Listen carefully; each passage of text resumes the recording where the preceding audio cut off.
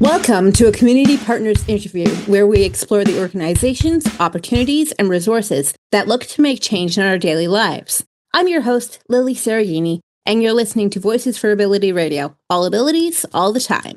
Today, I'm joined by Kevin Westwood, the Manager for Operations for PATH Employment Services. PATH is a nonprofit agency that has been helping people with any kind of disability get hired and keep jobs since 1972.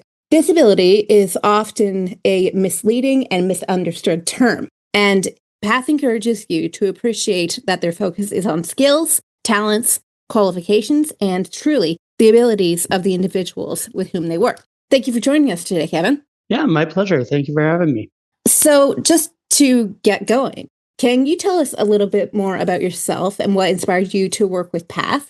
Yeah, for sure. I'll give you a little bit of a background. I started my career, generally speaking, in employment services at the YMCA out of Drury Lane in Burlington. And, I started to get to know the industry and learn how to help people find jobs and everything. And one of the things that I found while I was there is that I wasn't actually being very effective in helping persons with disabilities and find employment. And generally, I find that the best way to learn is to jump in with both feet. And I saw an opportunity with Path Employment Services, and as you already mentioned, they're a disability-focused organization.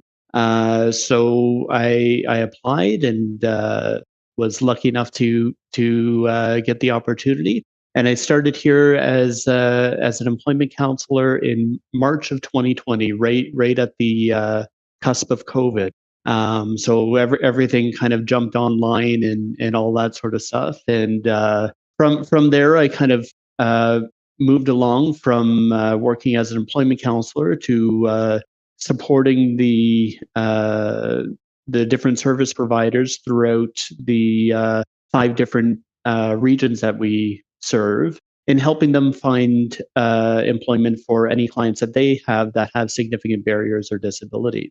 And after that, I moved in this position as the manager of operations, where I manage that team that's called the Hub at Path. I also manage the Insight Collective, which is focused on mental health, and also just the general operations of Path Employment Services. Perfect.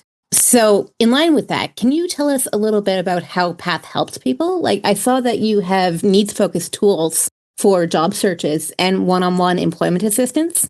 So, can you tell us a little bit about what those entail? Yeah, for sure. So, Path Employment, we offer, of course, that one-on-one employment assistance with our employment professionals, and a lot of the focus is on, we look at the clients, and we look at their specific skills, abilities, education, that sort of thing, and we try to see, well, what is the job that they actually want to do, and our first real question is, do you have all the skills, abilities, and education and everything required for that job? But the other big thing that, sometimes people miss, maybe because it feels taboo or something like that, is the disability side of things. So another really important question, once you establish that they have the skills, abilities, and education for a role, is, are there any limitations that might prevent them from doing that role successfully? But of course, we can't stop there. So once we have to start off by asking the question, do those limitations at all relate to the job? And if they do, then we have to try to find some sort of accommodation or assistive device in order to mitigate that limitation as it relates to that particular job. So it is, a lot of very individualized and unique work, in that we try to determine what is going to allow the client to be successful in this very particular job, and what are the particular accommodations or assist devices necessary for that client to be successful. Excellent. Perfect. Now, I also saw on your website that you have some workshops and a youth program. Could you tell us a little bit more about those? So generally speaking, I'll say that we assist clients of any age in terms of the youth program, we used to have the 360 for Youth program. That was a partner with, oh gosh, I think it's Center 3.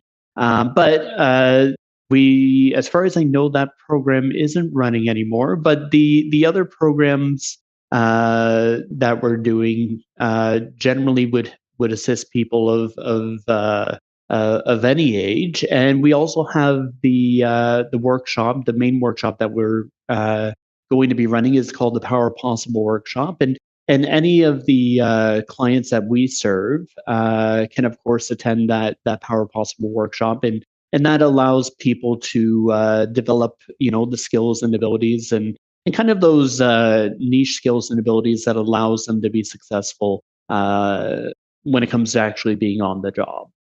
Very nice. So, can you tell us also a little bit about what the business services are and how do they help a potential employee? And how can someone become an employer with Path? Yeah, that's a great question. I do believe there's a place to connect on our website. But generally speaking, with the employer side of things, we are able to provide the kind of skills and knowledge necessary so that they can effectively take on persons with disabilities in a way that allows everybody to be successful at the end of the day. Employers, generally speaking, they have a job that needs doing. And oftentimes, in the interview process and everything, they feel potentially nervous about asking particular questions. Let's say that we're working with somebody who has a disability that's noticeable. They might be afraid of asking those sorts of questions because, generally you ought not ask those questions during an interview. But if we provide them with the skills and the tools necessary to be able to provide those clients with accommodations, then at the end of the day, the employer is going to be happy because they have a employee that's going to be capable of doing the job that they need doing. The employee is going to be happy because they're getting paid to do some work, and that's generally speaking our goal at the end of the day. With the interview, often, like I was saying about the noticeable disability, you can have a client who's there, and there's this big elephant in the room, but nobody feels comfortable talking about it, which is the disability perhaps that's noticeable. And so with the client, one of the things that we do is we talk to them about how do you bring up the noticeable disability while showing that you have, again, going back to that kind of triangle of success, while showing that you have all of the skills, abilities, and education required to do this role, and that you're capable of doing this role in the actual on the actual job. All right. So, regarding that, are there any restrictions to the services that Path provides, such as the age of your clientele, whether they have caregivers, or if it's just family members, things of that sort? So they do need to be within about 30 minutes of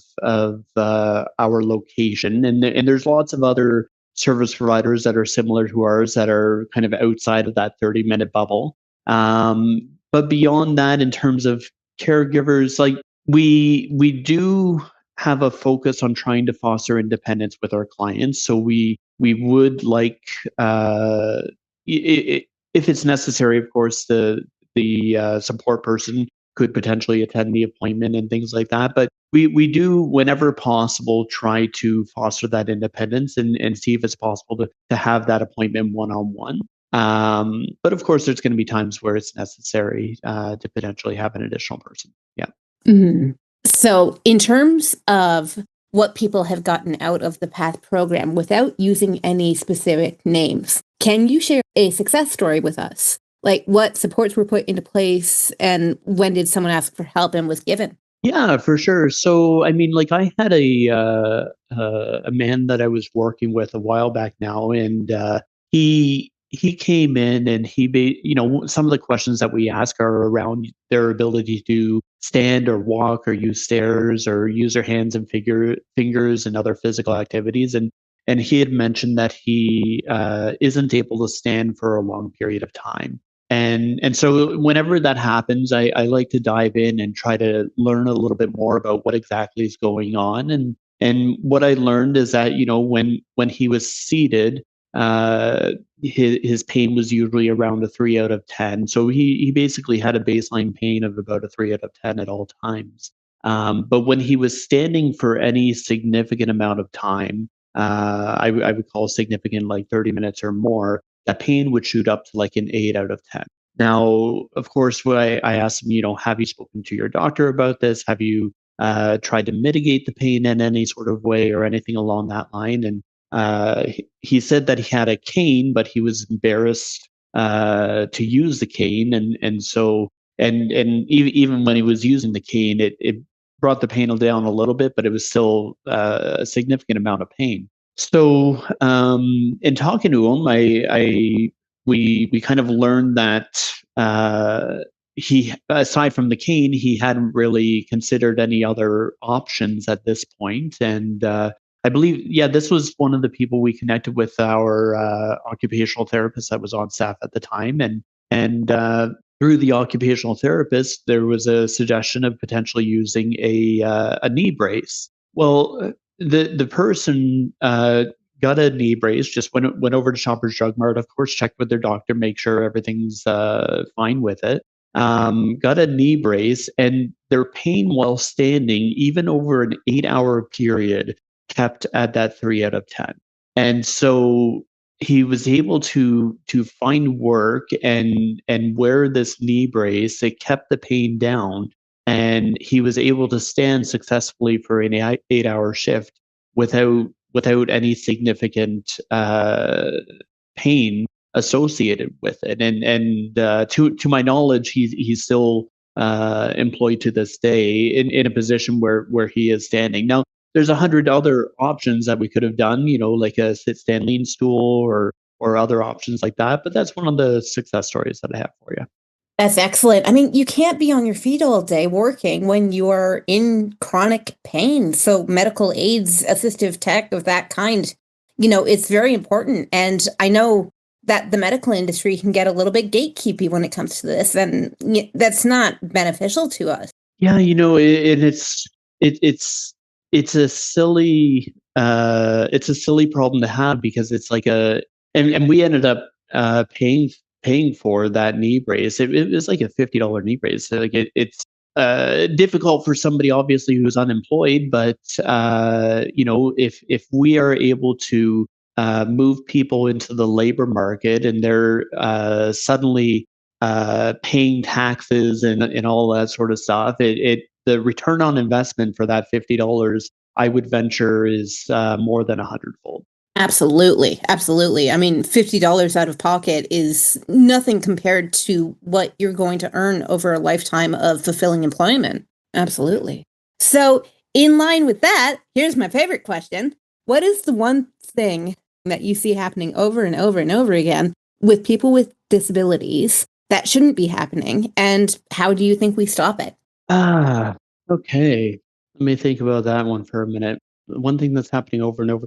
I think, one of the things that I've found in my practice is that um, a lot of people who have disabilities will discount themselves because of their disability, without uh, honestly, like I suppose it's without having an expert to kind of check and determine, is this actually the case? Can you actually not do these things? In fact, like I've had people who come in and say, uh, here is a list of my disabilities. What jobs can I do? And it's really kind of, to me, it's sad. It's a little bit disappointing when I hear that, because I always want to start with, what would you love to do?